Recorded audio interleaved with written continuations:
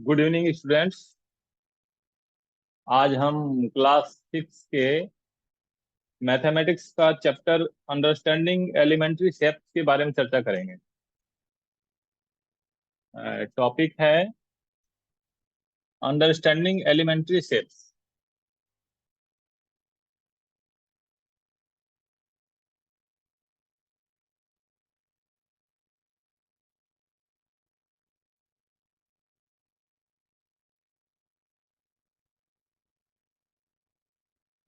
और इसमें कुछ मेजरमेंट्स के बारे में भी देखेंगे कि सपोज लाइन को हम कैसे मेजर करते हैं, एंगल्स को कैसे मेजर मेजर करते हैं। तो सबसे पहले तो हम इसके बेसिक्स पे आते हैं। अंडरस्टैंडिंग ऑफ एलिमेंट्री शेप्स, और ये है क्लास 6 का एक चैप्टर है। तो इसमें हम बेसिक्स पे फोकस करेंगे। और जब आपका बेसिक्स स्ट्रांग रहेगा तो अपने आप आपका धीरे धीरे करके आप जब हायर क्लास में जाएंगे तो चीजें और कॉन्सेप्ट क्लियर रहेगा। और जब आप अपना फाउंडेशन या बेस जो खराब हो जाएगा ना आपका, फिर आगे चल के आपको मैथमेटिक्स का कॉन्सेप्ट समझने में बहुत दिक्कत आएगी। तो ये जरूरी है कि आप बिगिनिंग से ही क्लास 5 6 से ही अपने फाउंडेशन को स्ट्रांग करते चले। तो एलिमेंट्री शेप्स में शेप्स बनते कैसे हैं? या दो दो तरीके हैं। या तो वो कर्व लाइन से बनेगा, जिसको कि हम टेढ़ा मेढ़ा लाइन बोलते हैं, या फिर स्ट्रेट लाइन से बनेगा। स्ट्रेट लाइन से बनेगा। तो कर्व लाइन से क्या क्या बन सकता है? कई सारे शेप्स बन सकते हैं, लेकिन कुछ शेप्स के हम एग्जांपल्स यहाँ देते हैं। जैसे स्फेयर्स है, जिसको हम गोला बोलते हैं, लाइक ए फुटबॉल।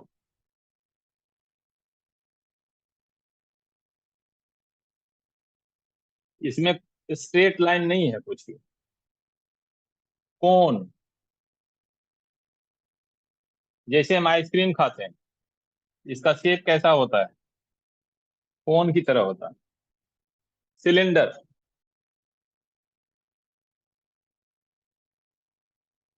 सिलेंडर का शेप इस शेप में होता है। इसमें स्ट्रेट लाइन नहीं है, कुछ मिक्स है, स्ट्रेट भी है कर्व भी है। स्ट्रेट लाइन हम इसको नहीं बोल सकते हैं। स्ट्रेट लाइन से किस तरह के फिगर्स, इस ये सब एग्जांपल्स जो हैं कर्व लाइन से जो शेप्स बनते हैं उसके हैं। स्ट्रेट लाइन में क्या बन सकता है? और ये जो स्फेयर्स है, सर्कल भी आ सकता है इसमें। स्फेयर्स या थ्री थ्री डायमेंशनल पिक्चर है ये, 3D पिक्चर है ये। और जब हम स्ट्रेट लाइन से कुछ पिक्चर इमेज बनाना चाहें तो क्या क्या बन सकता है इसमें? ट्रायंगल बन सकता है, ट्रायंगल बन सकता है, लेटरल बन सकता है,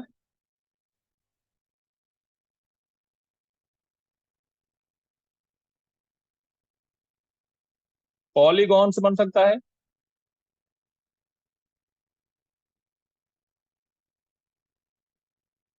और कुछ सम 3 डायमेंशनल शेप्स भी बन सकते हैं।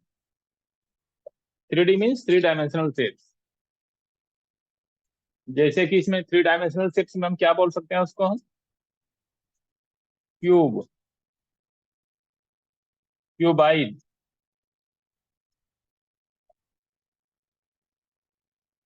ये सारे जो हैं 3 डायमेंशनल शेप्स होते हैं। जैसे क्यूब का हम एक एग्जांपल बताते हैं।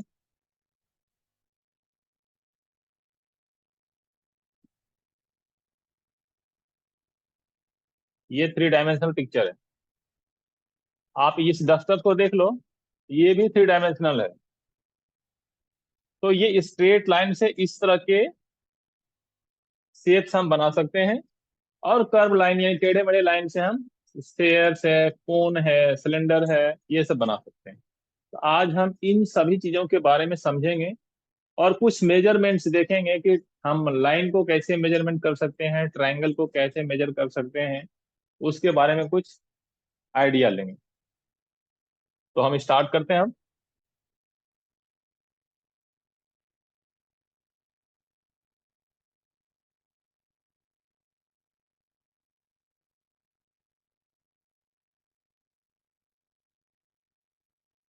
सबसे पहले किसी शेप्स को अगर नापना हो तो हम नापने के लिए कई सारी चीजों का यूज करते हैं, लेकिन बेसिक जो है, बेसिक्स रूलर का यूज करते हैं, जिसको स्केल बोलते हो आप लोग।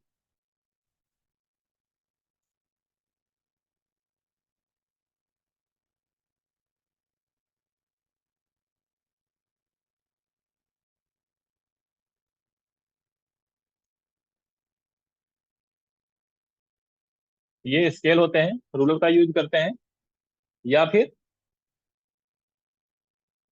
डिवाइडर का भी यूज करते हैं। डिवाइडर कैसा होता है? ये देख लो, एक शेप है डिवाइडर का, सपोज।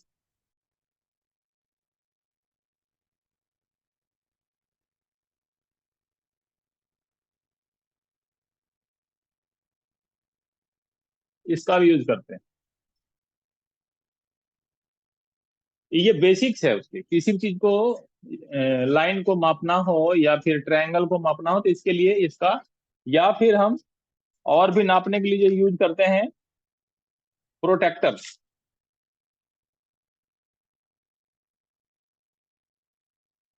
जिसको कि हम हिंदी में चांद बोलते हैं। यहाँ पे इसका जीरो होता है, और ये इस टाइप के कुछ शेप में होता है।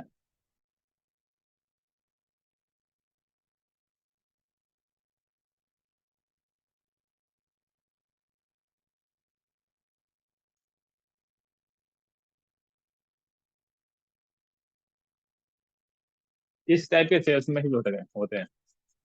ये सभी जो है मापने के यंत्र हैं, इंस्ट्रूमेंट हैं। रूलर, डिवाइडर, प्रोटेक्टर, एक्सट्रैक्टर, ये बेसिक इंस्ट्रूमेंट हैं। सपोज हम आगे बढ़ते हैं, फिर अब हम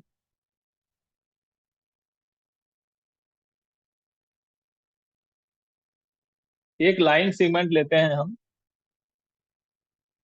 ये लाइन सेगमेंट है ए बी। इसको हम रूलर से भी नाप सकते हैं और डिवाइडर से भी नाप सकते हैं। अब मान लीजिए एक शेप हमने ए बी दे दिया और दूसरा शेप सपोज सी डी दे दिया।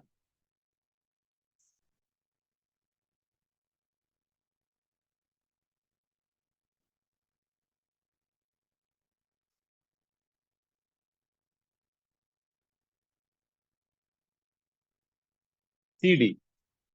अब हम चाहें तो इसको स्केल से भी माप सकते हैं, जिसको कि हम रूलर बोलते हैं, और डिवाइडर से भी माप सकते हैं। हम इधर एक इमेज बना देते हैं आपका। ये आपका स्केल है, और ये आपका एक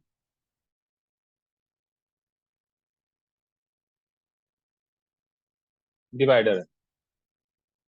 इन दोनों का यूज करके माप सकते हैं। लेकिन आप इसमें से अगर सपोज आपसे पूछा जाए कि कौन सा लाइन सेगमेंट ए बी और सी डी, कौन सा लाइन सेगमेंट बड़ा है या छोटा है, तो आप इससे भी माप के बता सकते हैं और इससे भी माप के बता सकते हैं। लेकिन अब अगर एक्यूरेसी की बात करेंगे तो एक्यूरेसी में ये आपको उतना एक्यूरेसी नहीं दे पाएगा जितना एक्यूरेसी के आपको डिवाइडर देगा। क्योंकि इसके ये जो दो पॉइंट्स है ना, ये मापने का एक बेस्ट वे है। ये एक्यूरेट एक्यूरेट पिक्चर दे पाएगा आपको। तो इनके कुछ डिसएडवांटेज है। ये दोनों लाइन देखने में तो एक जैसा लग रहा है। अब जैसे कोई लाइन क्या है, एक इतना बड़ा है, एक इतना लाइन बड़ा सेगमेंट है। इसको हम स्केल से इजीली नाप सकते हैं। थोड़ा बहुत का डिफरेंस आ सकता है। अब ये दोनों देखने में एक जैसा लग रहा है। इसके जो माइनर डिफरेंस है, माइनर चीजों में कौन बड़ा है कौन छोटा है नापने के लिए अगर आप स्केल से नापेंगे तो गलतियां होने की पॉसिबिलिटी है। इससे जब इस पॉइंट्स को रख के नापेंगे तो इसके मिस्टेक्स होने की पॉसिबिलिटी कम है, और आपको पता चल जाएगा इसके कौन सा लाइन सेगमेंट बड़ा है और कौन सा छोटा है। तो ये जो आपका स्केल है, जिसको हम रूलर बोलते हैं, इसके डिसएडवांटेज है। Disadvantage in comparing line segment by mere observation, we cannot be sure about the line segment of greater length if two or more line segment have slight difference। बहुत थोड़ा बहुत अगर डिफरेंस हो तो हम इससे स्केल से उसको नापने में डिफिकल्टी पा सकते हैं। तो उसके लिए हम क्या करते हैं, डिवाइडर का यूज करते हैं। यहाँ तक शायद आप लोग समझ गए होंगे। अब हम आगे आते हैं।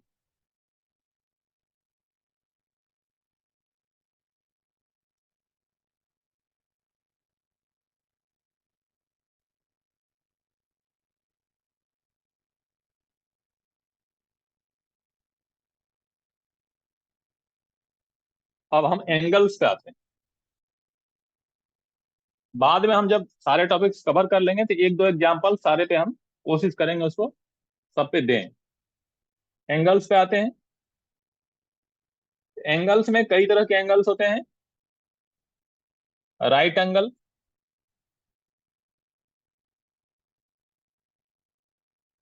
स्ट्रेट एंगल,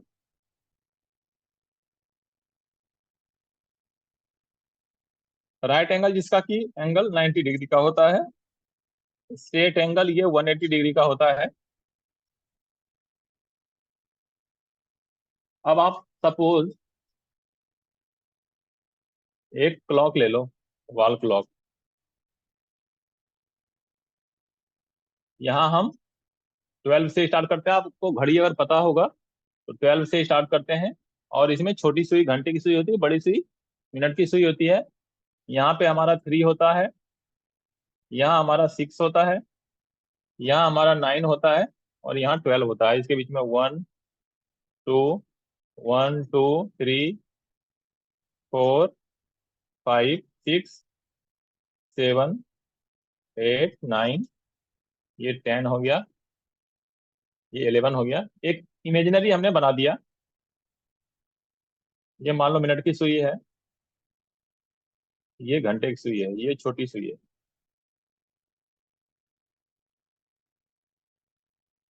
अब हम अगर ये एक्यूरेसी हम नहीं दे पाएंगे हाथ से, थोड़ी दिक्कत आएगी, लेकिन आपको समझने में सहूलियत होगी। सबसे पहले आपको ये भी पता होना चाहिए इसमें कि ये क्या होता है। किसी भी पिक्चर का जो अपर साइड होता है वो नॉर्थ होता है, बॉटम साइड जो होता है वो साउथ होता है, और राइट हैंड पे जो होता है वो ईस्ट होता है, और लेफ्ट हैंड पे जो होता है वो वेस्ट होता है, यानी उत्तर, दक्षिण, पूरब, पश्चिम। अब हम इसमें से हम देखते हैं right angle. Right angle 90 degree पे, 90 डिग्री को बोलते हैं स्ट्रेट एंगल, 180 डिग्री को बोलते हैं। तो अब हम घड़ी से ही अगर एग्जांपल लें, तो जब वॉल क्लॉक में या किसी भी क्लॉक में घंटे की सुई 3 पर हो, यानी कि 3 बज रहा हो उस टाइम पे, तो घंटे की सुई जब 3 पे होगा और मिनट की सुई 12 पे होगा, तो ये एक राइट एंगल बनाता है। ये 90 डिग्री हो गया। हर 3 घंटे पर, जैसे अब ये छोटी वाली सुई जब यहाँ आएगी, तो यहाँ से यहाँ तक ये भी फिर 90 डिग्री बन जाएगा। फिर ये वाली छोटी वाली सुई घूम के जब यहाँ आएगी, तो यहाँ पे जो बनेगा ये भी 90 डिग्री बनेगा। और फिर ये जब घूम के वापस 12 पे चली जाएगी, तो फिर एक यहाँ 90 डिग्री बनेगा। और देखने में ये आपको देखो सर्कल की तरह लग रहा है। तो कहने का मतलब है एक सर्कल में जो एंगल होता है, टोटल एंगल होता है 360 डिग्री। अब जोड़ के देखना, 90 + 90 + 90 + 90। ये एक एंगल ये हो गया 90 डिग्री का, ये एक एंगल हो गया, दूसरा एंगल ये हो गया, तीसरा एंगल, चौथा एंगल इधर ये हो गया। तो 90 + 90 + 90 + 90 टोटल 360 डिग्री का हो गया। तो राइट एंगल क्या हो गया, यहां से लेके यहां तक ये जो एंगल है, ये हमारा राइट एंगल हो गया 90 डिग्री का। अब अगर हमको स्ट्रेट एंगल बोला जाए, तो अगर सपोज ये यहां से आके ये घड़ी की सुई यहाँ पे आ जाती है, तो ये दोनों मिल जाता है। यहां से स्टार्ट किया 12 से, यहाँ आते आते 90 + 90 मिलके कितना बन गया, ये 180 डिग्री। इसको बोलते हैं हम straight angle.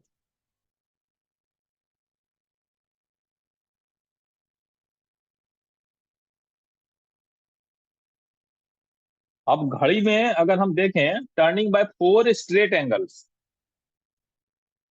in a same directions is called one revolution is a complete angle that is 360 degree. ये जो ये जो घड़ी की सुई है ना, स्ट्रेट एंगल जब यहाँ से स्टार्ट होगी और ये पूरा सर्कल लगाते हुए यहाँ से लेके यहाँ तक ये पूरा वापस यहाँ पे आ जाएगी, तो ये क्या हो जाएगा, 360 डिग्री का हो जाएगा। एक 90 डिग्री यहाँ बनाएगा जब 3 बजेगा, दूसरा 90 डिग्री यहाँ जाएगा जब 6 पे जाएगा तो 90 डिग्री का बनाएगा, फिर 9 पे जाएगा तो फिर 90 डिग्री का बनाएगा, फिर वापस जब 12 पे आएगा तो फिर 90 डिग्री का बनाएगा। यानी कि एक पूरा पेरीफेरी लगाने में, सर्कल लगाने में उसको 360 डिग्री कवर करना पड़ता है घंटे की सुई को। अब इसमें पूछा पूछा जाए आपसे, इसी में क्वेश्चन आता है क्लास 6 में, कि हाफ रिवोल्यूशन एंगल का नाम क्या है। हाफ रिवोल्यूशन मीन जब आधा घूमता है, यानी यहां से स्टार्ट किया और यहां तक जब आया, तो हाफ रिवोल्यूशन में कितना बना। तो ये क्या बनेगा, ये सीधी लाइन बन जाती है। इसको बोलते हैं हम स्ट्रेट एंगल, यानी कि 180 डिग्री। उसके बाद 1/4 एंगल। 1/4 यानी कि इसको अगर हम 4 टुकड़े में बांटे, ये देखो, तो 1/4 इसका एक टुकड़ा होगा, वन कॉर्नर। तो 1/4 एंगल जो बनेगा वो 90 डिग्री का बनेगा, जिसको कि हम बोलते हैं राइट एंगल। और 3/4 एंगल लें, यानी कि 1/4, हाफ और 3/4, यानी यहां से लेके यहां तक, ये पूरा। तो ये हो जाएगा 90 + 90 + 90, यानी 270 डिग्री। 3/4 की जब बात करेंगे, तो यानी कि 90 + 90 + 90, 270 डिग्री। यहां भी 90 बना, यहां भी 90 बना, और यहां भी 90 बना। तो 3/4 रिवॉल्यूशन जब करेगा घंटी की सुई, यहां से लेके first revolution, second revolution, third revolution में जब यहां पहुंचेगा, तो 90 + 90 + 90, यानी कि 270 डिग्री का एंगल वो बनाएगा। अब हम,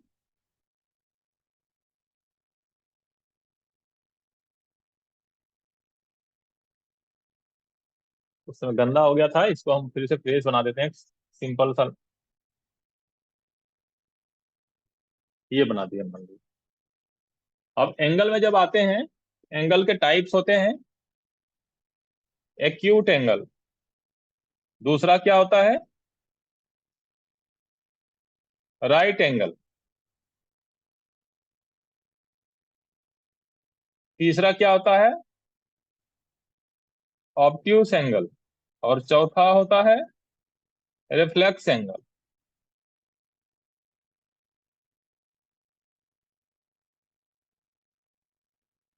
acute angle, right angle, obtuse angle and reflex angle. Acute angle इसको बोलते हैं हिंदी में हम न्यून कोण। न्यून कोण किसको बोलेंगे हम, जो लेस देन 90 डिग्री होगा।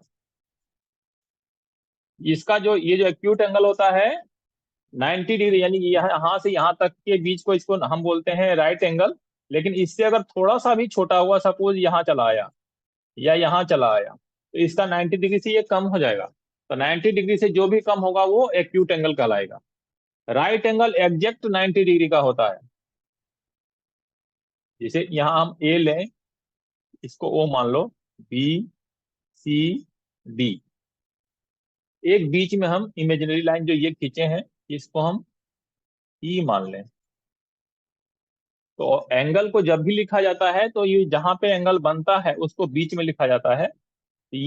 ये जो है 90 डिग्री से कम बना रहा है, ए ओ ई, एंगल ए ओ ई, एक एग्जाम्पल है।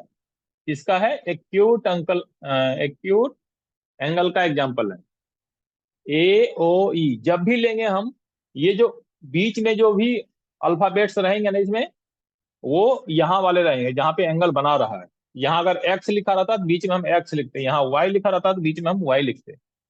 ये हो गया एक्यूट एंगल। अब हम राइट एंगल की जब बात करेंगे, तो राइट एंगल इसमें कौन सा बनेगा, ए ओ और बी।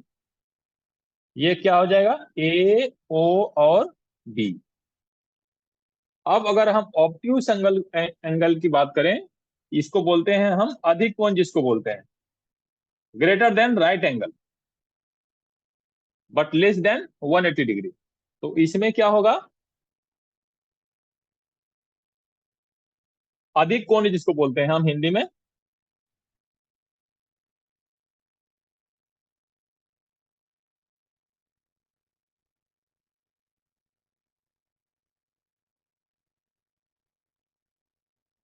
मोर देन 90 डिग्री इसको बोलते हैं। सपोज एक लाइन हम यहाँ पे इमेजिनरी लाइन खींचते हैं, ई के बाद एफ खींच देते हैं। अब 90 डिग्री हमारा यहीं तक था, अब ये 90 से ज्यादा हो गया, 90 से ज्यादा हो गया तो इसको हम क्या करेंगे, यहां से अगर स्टार्ट करें ए ओ और F, angle A O and F, ये 90 डिग्री से बड़ा है, इसको क्या बोलेंगे हम, ऑब्ट्यूस एंगल। अब हम आते हैं रिफ्लेक्स एंगल।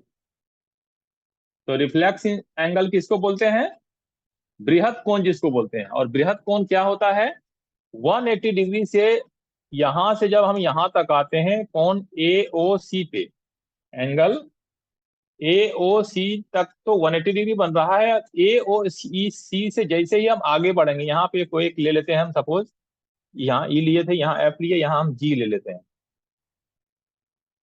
तो एंगल ए ओ जी, तो इस साइड का जो एंगल बनेगा, इधर से मत नापो आप, क्लॉकवाइज चलो, ये सारा जो हम चल रहे हैं क्लॉकवाइज। तो एंगल यहाँ जो बनेगा, एंगल ए ओ, और हम यहाँ पे क्या लिखा हमने, जी।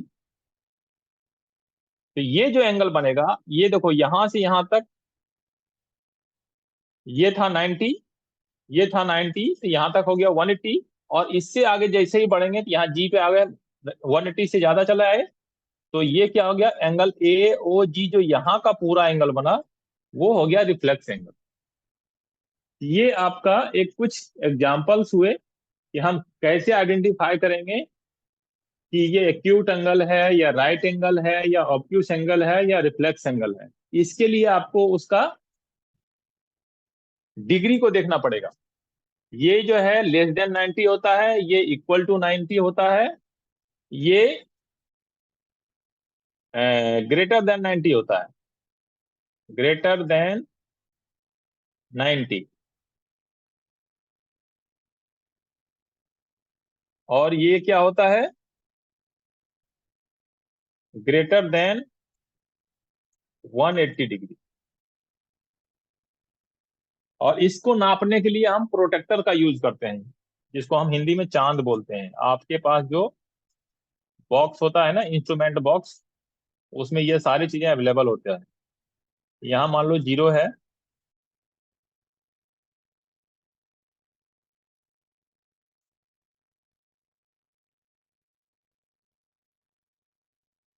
यहाँ पे डिग्री लिखा हुआ होता है।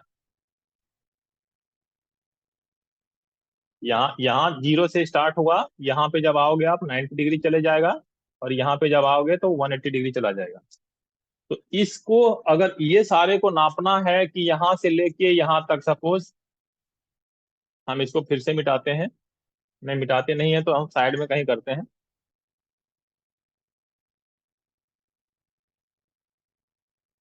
सपोज ए ओ और बी लिया, इसको अगर नापना हो, तो ये जो हमारा प्रोटेक्टर है, इसके इस पॉइंट को, ओ वाले पॉइंट्स को यहाँ पे रखना पड़ेगा, और इस लाइन के साथ इस लाइन को मिलाना पड़ेगा। फिर आपको देखना पड़ेगा कि ये ए वाला पॉइंट 90 डिग्री पे जा रहा है या इससे कम पे जा रहा है या इससे ज्यादा पे जा रहा है। इस केस में आपको पता चल जाएगा, अगर, क्योंकि ये मैंने बताया कि ये वॉल क्लॉक है, अगर यहाँ 12 है और यहाँ 3 है, तो जब आप इससे नापोगे तो नापने के बाद एग्जैक्ट ये 90 डिग्री का बनेगा। इसको नापने के लिए हम प्रोटेक्टर का यूज करते हैं। यहां तक में शायद कोई दिक्कत नहीं होगी।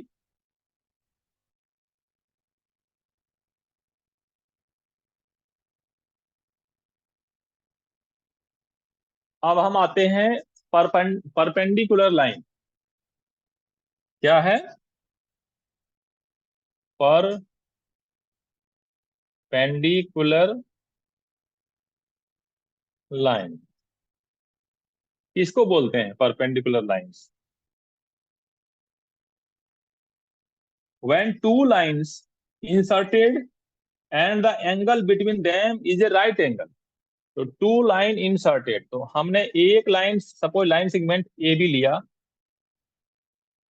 Inserted to another one by another one, suppose इस लाइन का सेगमेंट का नाम सी डी मैंने दे दिया, inserted and the angle between them, तो यहाँ जो एंगल बनता हो, अगर ये राइट एंगल हो, यानी कि ये 90 डिग्री हो, ये 90 डिग्री हो, ये 90 डिग्री हो, ये 90 डिग्री हो, then it is called perpendicular line. अब हमने मान लिया यहाँ पे, मतलब हाथ से एक्यूरेसी नहीं दे पाएंगे, मान लेते हैं कि हमने जो बनाया ये भी 90 है, ये भी 90 है, ये भी 90 है, ये भी 90 है। तो यहाँ पे हम लिख सकते हैं A B perpendicular on C D line, या इसको उल्टा करके भी लिख सकते हैं सी डी परपेंडिकुलर। परपेंडिकुलर का सिंबल इस तरह से होता है ए बी। इसमें दो कंडीशन है, दो स्ट्रेट लाइन एक दूसरे को क्रॉस करे और उसके बीच का जो एंगल हो वो 90 डिग्री का हो, और इसको भी मेजरमेंट करना हो तो आप प्रोटेक्टर से कर सकते हैं।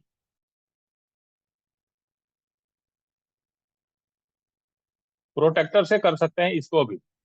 यहाँ पे आप रखेंगे इस पॉइंट्स को, इस लाइन से इस लाइन को मिलाएंगे, उसके बाद आप देखेंगे तो ये जो लाइन होगी और बी और सी के बीच में, तो वो 90 डिग्री का बनेगा। तो ये हो जाएगा परपेंडिकुलर लाइन, यानी कि A B perpendicular to C D, और वी में से C D perpendicular to A B, क्योंकि दोनों एक दूसरे से 90 डिग्री का एंगल बना रहा है। तो हमने अभी परपेंडिकुलर लाइंस के बारे में भी समझ गया, और एंगल्स के टाइप्स देख लिए, लाइन सेगमेंट के मेजरमेंट कैसे करते हैं वो भी देख लिया। अब हम आते हैं क्लासिफिकेशंस ऑफ ट्रायंगल। इससे आते हैं हम क्लासिफिकेशंस ऑफ ट्रायंगल। तो इसके नाम दिए जाते हैं बेस्ड ऑन देयर साइड्स।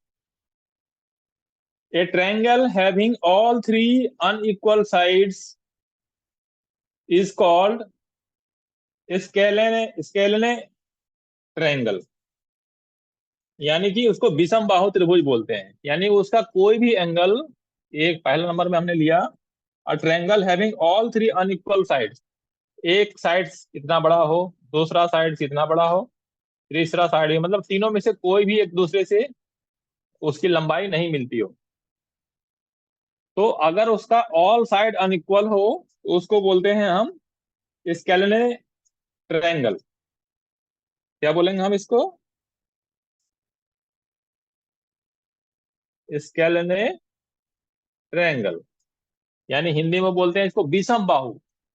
बाहु यानी भुजा, उसके कोई भी भुजा।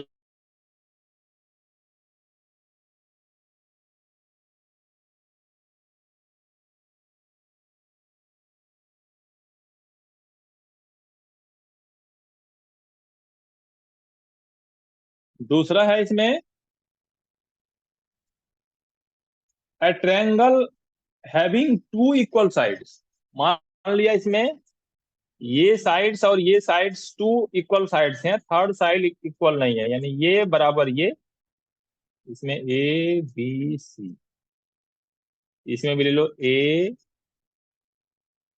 बी और सी। तो इसमें क्या था, A B does not equal to B C, does not equal to C A. इसमें कोई भी साइड्स बराबर नहीं थे।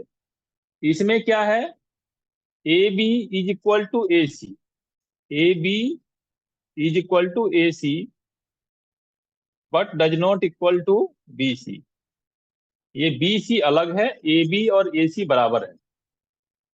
तो जिसके दो साइड्स बराबर हों उसको बोलते हैं आइसोसेलेस ट्रायंगल।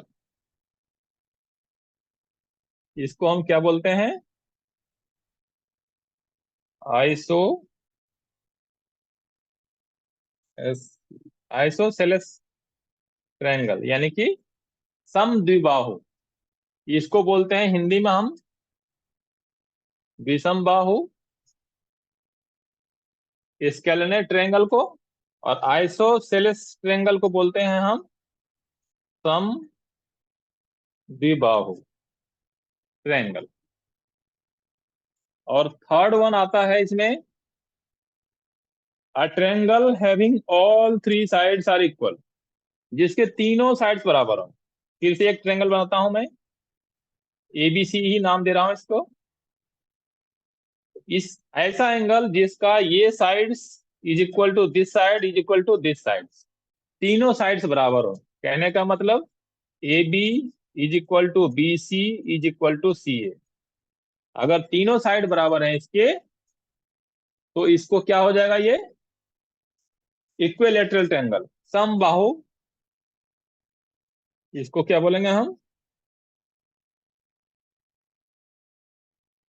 इक्विलेटरल ट्रायंगल, समबाहु त्रिभुज बोलेंगे इसको। यहां तक में कोई दिक्कत नहीं होगी। स्केलिने ट्रायंगल में क्या होता है, कोई भी साइड्स बराबर नहीं होता, और कोई साइड जब बराबर नहीं होगा तो कोई भी इसका एंगल भी बराबर नहीं होगा। आइसोसेलेस ट्रायंगल, समद्विबाहु त्रिभुज जिसको बोलते हैं हम, इसमें इसमें दो साइड्स बराबर होते हैं। तो जब दो साइड्स बराबर होंगे,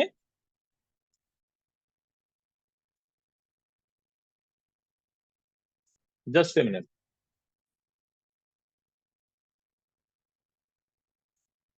तो दो एंगल भी इसके बराबर होंगे।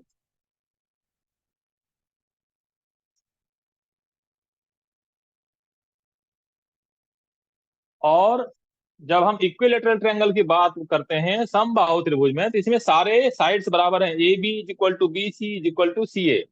इसमें क्या होते हैं, सारे एंगल्स भी इसके बराबर होते हैं। और एक एंगल के तीनों, एक ट्रायंगल के तीनों एंगल जो होते हैं, सम ऑफ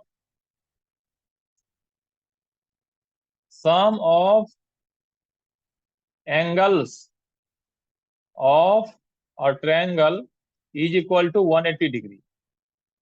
तीनों एंगल का जो सम होगा वो बनेगा 180 डिग्री। इसमें भी 180 डिग्री बनेगा, इसका this plus this plus this, this plus this plus this, यहाँ भी 180 डिग्री बनेगा। और दिस प्लस दिस, यहाँ भी 180 डिग्री बनेगा।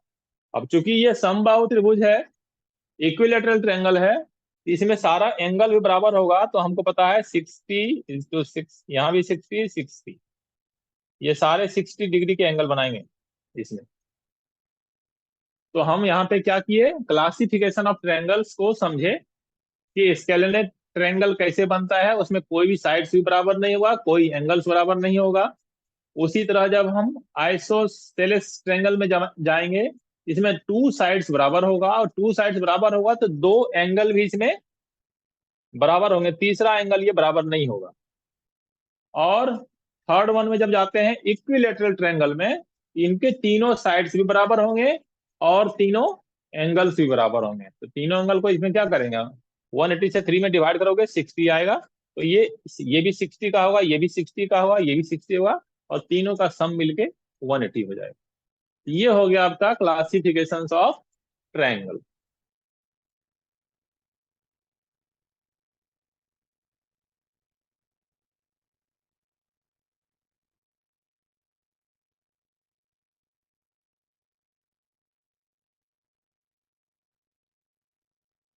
हमने परपेंडिकुलर लाइन भी अभी देख लिया था, क्लासिफिकेशन ऑफ ट्रायंगल भी देख लिया था।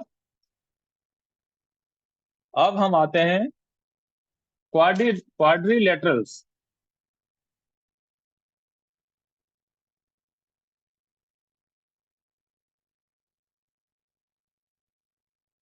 जिसको कि हिंदी में बोलते हैं हम चतुर्भुज, जिसमें चार भुजा हो, फोर साइड्स हो जिसमें, इसको क्या बोलते हैं, क्वाड्रिलेटरल्स, जिसमें चार भुजा हो।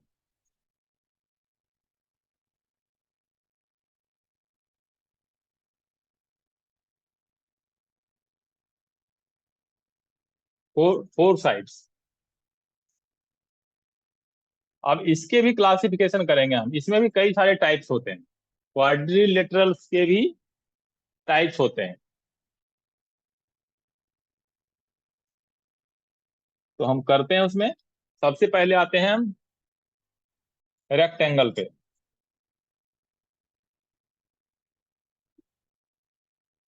रेक्टेंगल में क्या होता है, मान लो फोर साइड्स में ले लिया, A B C D।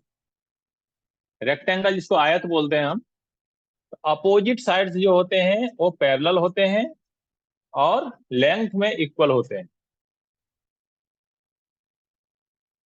यानी कि यहाँ पे A B is equal to C D होगा, और उसी तरह A D is equal to B C होगा।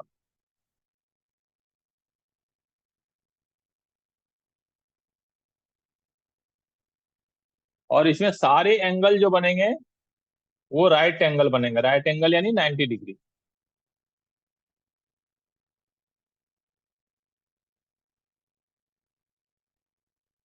इसको बोलते हैं हम रेक्टेंगल।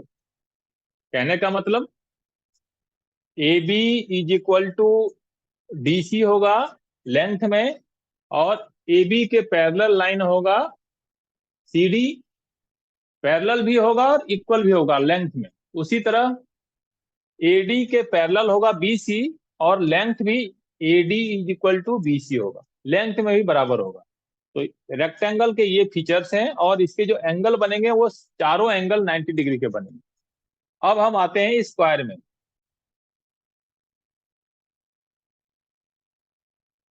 ये शेप हम स्क्वायर का लेते हैं, ए बी सी डी। अब यहां देखें, इसमें क्या था, all sides are not equal, क्योंकि इसकी लंबाई छोटी थी, इसकी लंबाई थोड़ी बड़ी थी। यहाँ पे क्या था, इस ये साइड और ये साइड बराबर था और पैरेलल था, ये साइड और ये साइड बराबर था और पैरेलल था। बट यहाँ क्या है, ऑल साइड्स आर इक्वल। इसकी लंबाई, इसकी लंबाई, इसकी लंबाई, इसकी लंबाई, यानी A B is equal to B C is equal to C D is equal to D A. इसके सारे के लेंथ बराबर होंगे, और ए बी जो है पैरेलल होगा सी डी के, और बी सी पैरेलल होगा ए डी के। साथ में यहां भी 90 डिग्री का एंगल बनेगा।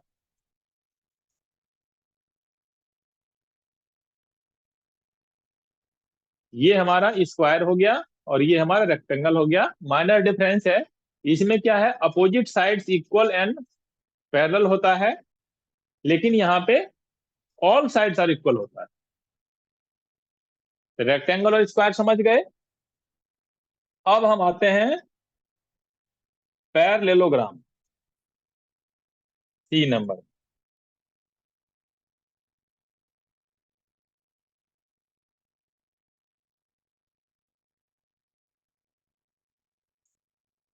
इसका बनाते हैं पिक्चर।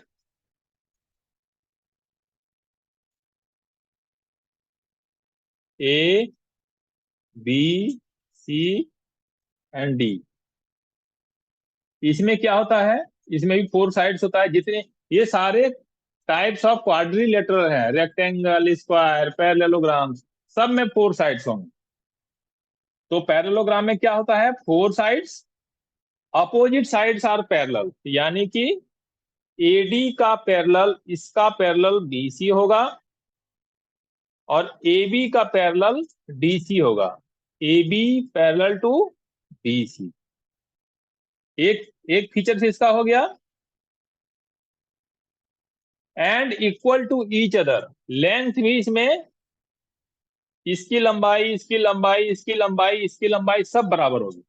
इसमें भी लेंथ जो होगा A B is equal to B C is equal to C D is equal to D A, जो हमारे स्क्वायर में था वो इसमें भी आएगा।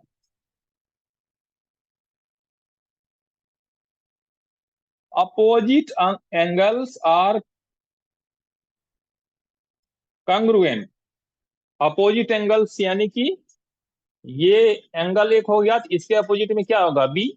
एंगल डी के अपोजिट में एंगल बी, और एंगल ए के अपोजिट में एंगल सी। तो अनुरूप होगा।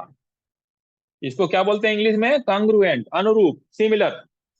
यानी angle A is equal to angle C, यानी इसके बराबर, इस एंगल के बराबर इस एंगल को, और angle D is equal to angle B. Opposite angles are congruent and adjacent angles are supplementary। adjacent कहने का मतलब हुआ इसके साथ ये जो एक ही लाइन पे आ रहा है, एक लाइन पे यहाँ पे क्या आ रहा है, डी और सी। तो यहाँ पे angle D plus angle C, ये दोनों जो है सप्लीमेंट्री होगा। सप्लीमेंट्री कहने का सेंस, इन दोनों का जो सम होगा वो 180 डिग्री होगा। इस स्ट्रेट लाइन पे दो एंगल हैं, angle D and angle C, इन दोनों का जो सम होगा वो 180 डिग्री होगा। उसी तरह इस लाइन पे दो एंगल हैं, angle B and angle C, इन दोनों का जो सम होगा वो 180 डिग्री का होगा। सेम हियर, इस लाइन पे दो एंगल यहाँ आ रहे हैं, angle B and angle A, इन दोनों का सम जो होगा वो 180 डिग्री होगा। उसी तरह इस लाइन पे जो एंगल आ रहे हैं ए और डी, उन दोनों का सम 180 डिग्री होगा। कहने का मतलब हुआ एडजेसेंट एंगल किसको बोलते हैं, जो एक ही लाइन पे बनता हो, इस पे बन रहा है। तो एंगल ए और एंगल डी एडजेसेंट हो जाएगा। इस पे जब जाएंगे तो एंगल डी और एंगल सी एडजेसेंट हो जाएगा। इस लाइन पे जब आएंगे तो एंगल सी और एंगल बी एडजेसेंट हो जाएगा। और इस स्ट्रेट लाइन पे आएंगे तो एंगल बी और एंगल ए एडजेसेंट हो जाएगा। और इन दोनों एंगल का सम जो होगा वो 180 डिग्री होगा। तो स्क्वायर, रेक्टेंगल और पैरेललोग्राम में ये डिफरेंस है। अब हम नेक्स्ट वन पे आते हैं। अभी हमारा क्वाड्रिलेटरल ही चल रहा है। आज शायद ये लग रहा है टॉपिक खत्म नहीं हो पाएगा, तो इसको हम सेकेंड पार्ट में खत्म करेंगे next day with some examples. Parallelogram हमने बता दिया। Rhombus,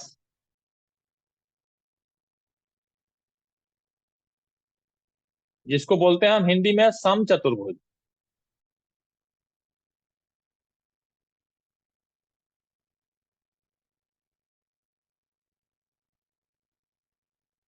rhombus,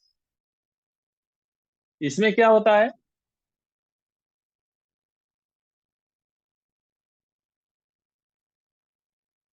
A B C and D. Rhombus होता है अपोजिट साइड्स आर पैरेलल, यानी ए बी पैरेलल होगा सी डी के और बी सी पैरेलल होगा ए डी के। अपोजिट, इसके अपोजिट ये है पैरेलल होगा, इसके अपोजिट ये है पैरेलल होगा। अपोजिट साइड पैरेलल हो गया। उसके बाद अपोजिट एंगल्स आर इक्वल, जैसे पैरेललोग्राम में था। इसके बराबर ये, बी के बराबर B and C, angle C के बराबर एंगल ए। और क्या होगा, all the sides of a rhombus are equal in length, इसकी लंबाई भी बराबर होगी, ये भी होगा। सब चल रहा उसी के अकॉर्डिंग, पैरेललोग्राम के अकॉर्डिंग। और क्या है, and diagonal bisects each other at right angle. इसमें जो डायगोनल्स है, इसको विकर्ण बोलते हैं हिंदी में। ये 90 डिग्री पे एक दूसरे को इंटरसेक्ट करेगा, यहाँ भी 90 डिग्री बनाएगा, यहाँ भी 90 डिग्री बनाएगा, यहाँ भी 90 डिग्री बनाएगा, यहाँ भी 90 डिग्री का है। तो उसमें ये चीज नहीं था। पैरेललोग्राम में जो इंटरसेक्ट करता, विकर्ण जिसको हम बोलते हैं इंग्लिश में डायगोनल्स, डायगोनल्स, ये इसमें 90 डिग्री तो बनाएगा, रोम्बस में बस, पैरेललोग्राम में 90 डिग्री का वो नहीं बनाएगा। ये मेजर डिफरेंस है रोम्बस में और पैरेललोग्राम में। अब हम आते हैं trapezium.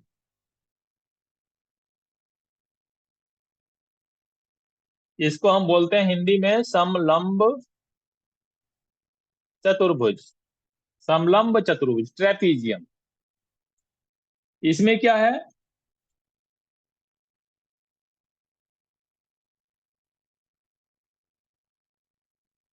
A B C and D,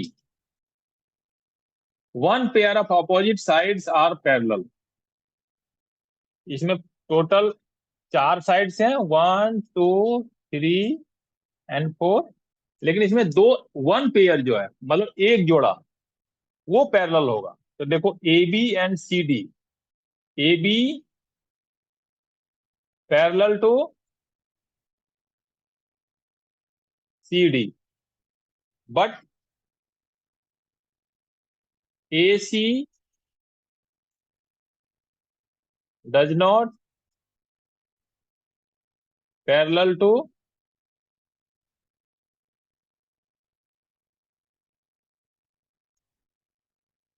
B D, यानी ए बी और सी डी तो पैरेलल है, लेकिन ये देखो पैरेलल नहीं है। पैरेलल लाइन उसको बोलते हैं जो कहीं भी एक दूसरे से नहीं मिले, एकदम गैप कम, स्ट्रेट लाइन गैप कंटिन्यूअस चलता रहे।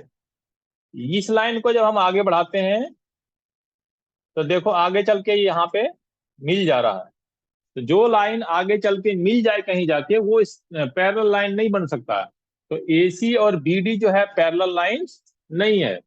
तो ट्रेपीजियम में क्या होता है, समलंब चतुर्भुज में वन पेयर पैरेलल होता है, one pair of lines parallel होता है, but another pair of lines is not parallel.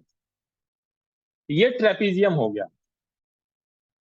अब हम इसको, जितने भी हमने क्वाड्रिलेटरल्स बताए थे, उसके थोड़ा सा हम कंपैरेटिव स्टेटमेंट एक बना लेते हैं, तो हमको आइडेंटिफाई करने में इजी होगा कि किसमें क्या हो सकता है, डिफरेंस क्या है सब में, वो समझना इजी हो जाएगा। आते हैं हम यहाँ करते हैं क्वाड्रिलेटरल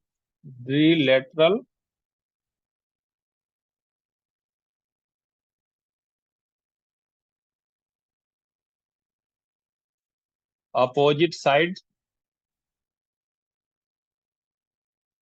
इसमें पैरेलल और इक्वल।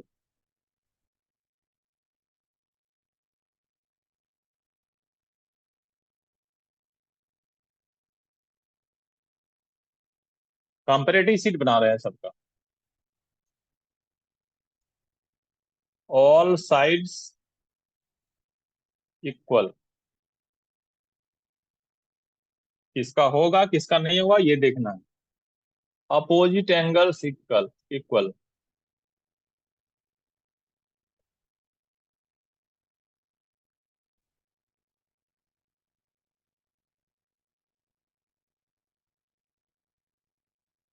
अब आते हैं हम डायगोनल्स में।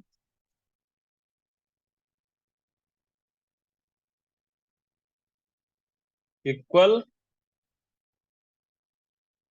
And perpendicular.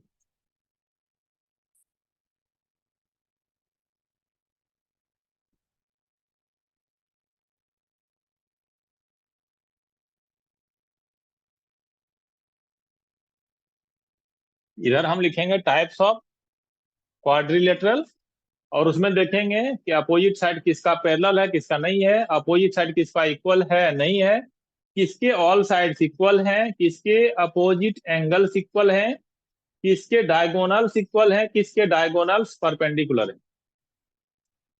तो हम आते हैं सबसे पहले पैरेललोग्राम्स में,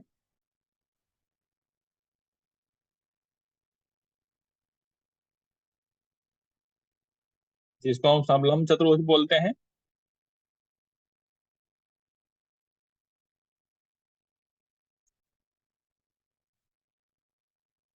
नेक्स्ट वन आते हैं रेक्टेंगल पे।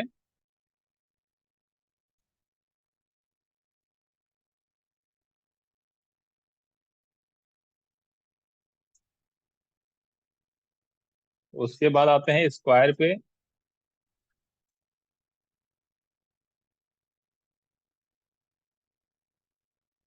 उसके बाद आते हैं रोम्बस पे।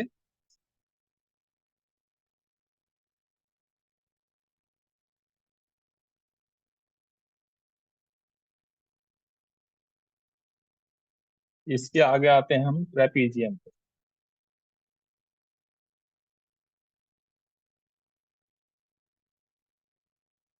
पैरेललोग्राम हो गया समांतर चतुर्भुज।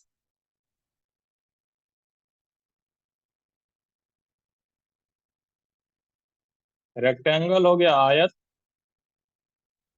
स्क्वायर हो गया वर्ग। रोम्बस हो गया समचतुर्भुज।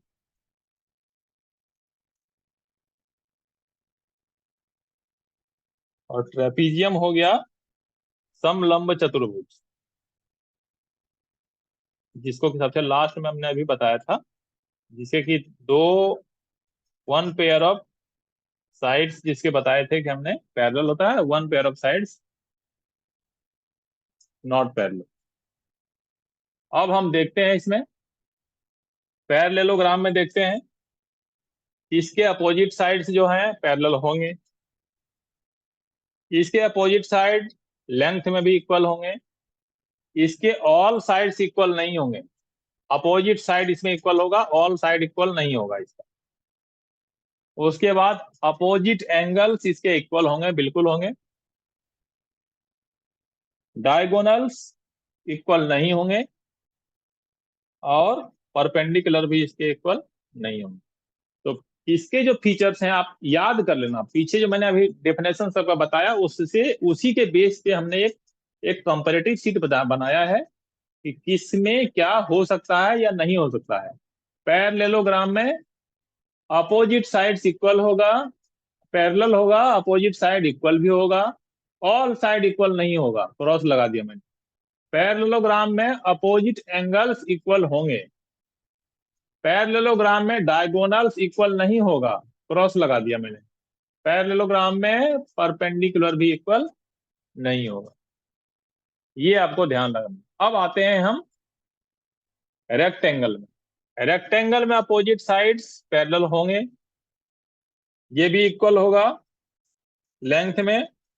ऑल साइड इसका इक्वल नहीं होगा, सॉरी, ऑल साइड इसका इक्वल नहीं होगा क्योंकि इसके बराबर ये होगा और इसके बराबर ये होगा। ऑल साइड्स इक्वल नहीं है, अपोजिट साइड्स इक्वल है। अब इसमें क्या है, अपोजिट एंगल्स इक्वल, बिल्कुल इसमें इसमें तो सारे ही इक्वल हैं तो अपोजिट होंगे ही होंगे। उसके बाद डायगोनल्स, डायगोनल्स इसके इक्वल होंगे but not perpendicular. Perpendicular means जो 90 डिग्री पे क्रॉस करता हो, डज नॉट परपेंडिकुलर। अब हम आते हैं स्क्वायर में। स्क्वायर में क्या होगा, अपोजिट साइड पैरेलल होगा, opposite side equal in length होगा, ऑल साइड्स भी इक्वल होगा, अपोजिट एंगल्स भी इक्वल होगा, डायगोनल्स भी इक्वल होगा। और इसमें जो डायगोनल्स होगा, क्योंकि ऑल साइड्स इक्वल है तो इसमें सारे 90 डिग्री पे ही क्रॉस करेंगे, तो ये परपेंडिकुलर भी होगा। स्क्वायर ही एक ऐसा है जिसमें कि सब कुछ आपको देखो सब मिल रहा है। Opposite sides parallel, opposite sides equal, all sides equal, opposite angles equal, diagonals equal and perpendicular 90 degree, यानी इक्वल है। तो ये स्क्वायर है, सिंस इसमें ऑल साइड्स आर इक्वल है और 90 डिग्री का एंगल बनाता है, इसीलिए ये सारे इसमें करेक्ट है। इसलिए रोम्बस में आते हैं। रोम्बस जिसको हम बोलते हैं समचतुर्भुज। आप हिंदी में सम मतलब बराबर, तो जिसके क्या हो, अपोजिट साइड्स इसमें क्या होंगे, पैरेलल होंगे, अपोजिट साइड लेंथ में भी इक्वल होंगे, ऑल ऑल साइड्स भी समचतुर्भुज है तो ऑल साइड्स भी इक्वल होगा, अपोजिट एंगल्स भी इसमें इक्वल होंगे, बिल्कुल होंगे। और डायगोनल्स, डायगोनल्स इसमें इक्वल नहीं होगा। रोम्बस का जो पिक्चर बनता है इसमें डायगोनल्स इक्वल नहीं होगा, यानी विकर्ण इसका इक्वल नहीं होगा। बट ये 90 डिग्री पे क्रॉस करेगा एक दूसरे के, जो कि that is called perpendicular. Rhombus में भी डायगोनल्स 90 डिग्री पे क्रॉस करेगा। अब हम आते हैं समलंब चतुर्भुज, जिसको कि हम ट्रेपीजियम बोलते हैं। इसमें क्या था, मैंने बताया था डेफिनेशन में कि two pairs of sides parallel but two pairs of side does not, वो पैरेलल नहीं होगा। इसमें दो, एक जोड़ा जो होगा वन पेयर पैरेलल होगा, वह अनदर पेयर पैरेलल नहीं होगा। तो इसमें क्या है, अपोजिट साइड पैरेलल्स गलत, अपोजिट साइड्स इक्वल ये भी गलत, ऑल साइड्स इक्वल ये भी गलत, अपोजिट एंगल्स इक्वल ये भी गलत, क्योंकि इसमें आप देख रहे हो यहाँ पे एक जो है पैरेलल तो है, लेकिन नीचे वाले की लंबाई ज्यादा है, ऊपर वाले की कम है। उसी तरह यहाँ पे ये दोनों पैरेलल ही नहीं है, तो ये इक्वल होने की है ही नहीं पॉसिबिलिटी। इसमें डायगोनल्स में दोनों ऑप्शन है, हो भी सकता है, नहीं भी हो सकता है। लेकिन अगर ऐसे क्वेश्चन सीधा सीधा पूछ दे कि ट्रेपीजियम, अगर ट्रू फॉल्स में आपसे पूछ दे कि diagonals of trapezium are equal, आप सीधा सीधा कर देना नो, ऑल डायगोनल्स ऑफ नहीं, all diagonals of all trapezium can not be equal. किसी किसी का इमेज ऐसा बनाया जाएगा जिसमें कि ये इक्वल हो सकता है, बट ऑल ट्रिपेजियम का जो डायगोनल होगा ये वो इक्वल नहीं होगा। सेम कंडीशन इसमें भी होगा, यहां भी परपेंडिकुलर नहीं होगा, कुछ कंडीशन में परपेंडिकुलर हो सकता है। तो यहाँ पे इसमें सारे देख लो, ट्रेपेजियम ऑलमोस्ट सब में नो नो नो है। तो ये आपको क्या करेगा, ट्रू फॉल्स और फिल इन द ब्लैंक्स करने में इजी करेगा। तो आप सबसे पहले तो इसका डेफिनेशन पढ़ो, जो मैंने इससे जस्ट पहले बताया है, और उसके बाद इसको कंपैरेटिव स्टेटमेंट जो मैंने ये बनाया है इसमें देखो, उस डेफिनेशन के साथ अपने आप को इमेजिन करो कि क्या जो यहाँ पे है वो करेक्ट है या नहीं। तो आज हम अपना टॉपिक यहीं खत्म करते हैं, क्योंकि ये चैप्टर थोड़ा लंबा है। तो नेक्स्ट टॉपिक हम 2-3 दिन के अंदर, या तो अर्ली मॉर्निंग या तो इवनिंग में हम यूट्यूब पे अपलोड कर देंगे। ये वॉल्यूम 1 होगा, और नेक्स्ट वॉल्यूम 2 में इसको हम कंप्लीट कर देंगे विद एग्जाम्पल्स। आज के लिए थैंक यू, धन्यवाद।